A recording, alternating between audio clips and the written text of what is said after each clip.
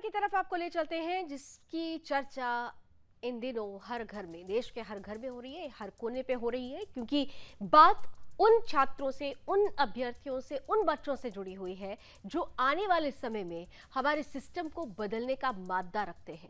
लेकिन अगर वही बच्चे उस सिस्टम की भेंट चढ़ जाएं, उस सिस्टम की बजबजाते सिस्टम की वजह से अगर उनकी जान चली जाए तो फिर जिम्मेदार कौन होगा? सवाल कई है। दिल्ली के कोचिंग सेंटर हादसे में जिस तरह से 3 छात्रों ने अपनी जान गंवाई, इसके बाद सियासी बहस खूब हो रही है।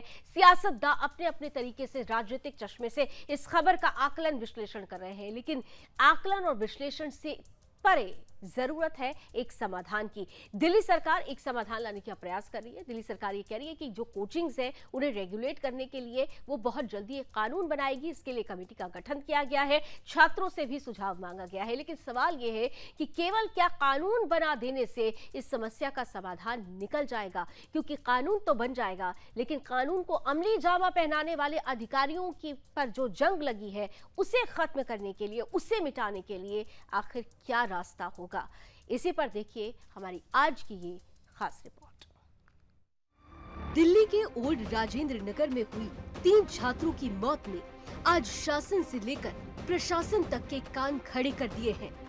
इसे देखते हुए देश भर में जारी बेसमेंट संचालित कोचिंग को सील करने की प्रक्रिया के बीच दिल्ली सरकार कोचिंग सेंटर्स को नियमित करने के लिए नया कानून लेकर आ रही है, जिसकी घोषणा करते हुए शिक्षा मंत्री आतिशी मरलीना ने बताया कि जैसे ही प्राइवेट स्कूल को एक कानून के तहत रेगुलेट किया जाता है, प्राइवेट अस्पतालों को कानून के तहत रेगुलेट किया जाता है, ठीक वैसे ही कोचिंग इंस्टीट्यूट को रेगुलेट करने के लिए उनकी सरकार कानून लाने जा रही है, जिसके लिए शिक्षा मंत्री आतिशी ने एक कमेटी बनाने और कमेटी में अधिकारियों के अलावा कोचिंग संस्थानों के स्टूडेंट्स को भी शामिल करने की बात कही है। वहीं दूसरी ओर इस मामले पर दिल्ली के राजेंद्र नगर से लेकर मुखर्जी नगर तक छात्रों का प्रदर्शन जारी है, जहां कोचिंग सेंटर के बाहर अब भी छात्रों का प्रदर्शन चल रहा है।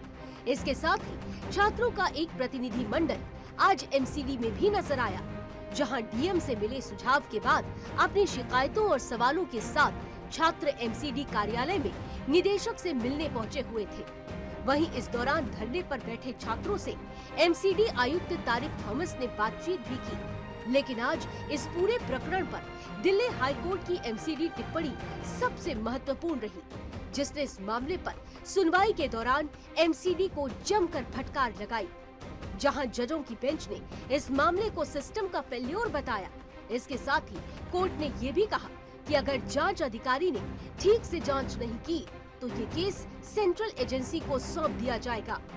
वहीं अब इस मामले पर अगली सुनवाई 2 अगस्त को होगी, जिसमें एमसीडी डायरेक्टर को हाजिर होने का आदेश दिया गया है। आज कोचिंग सेंटर्स पर की गई दिल्ली सरकार की घोषणा और हाई कोर्ट की सुनवाई देश के भविष्य के लिए अनिवार्य है।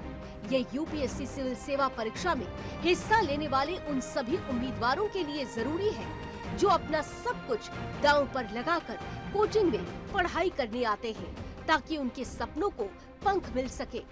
2020 में करवाए गए एक सर्वे से ये पता चलता है कि 55.6% उम्मीदवार तैयारी के लिए कोचिंग में हिस्सा लेते हैं। ऐसे में इन सपनों की हत्या करने वाले इन कोचिंग सेंटर्स पर आज लगाम की जरूरत है, और जरूरत है एक ऐसे कानून की जो आज कोचिंग के नाम पर देश में होती आईएएस की भ्रूण हत्या को भी रोक सके। Bureau report, Sudarshan news.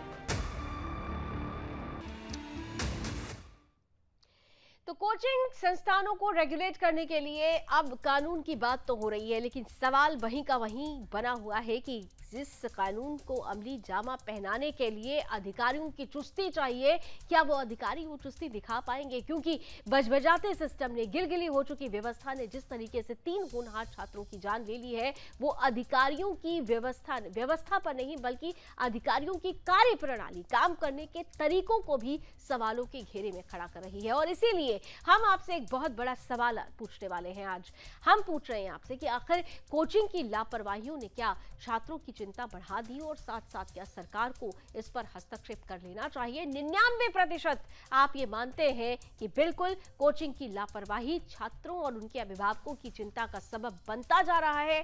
केवल 1% लोग इससे सहमत नजर नहीं आते हैं।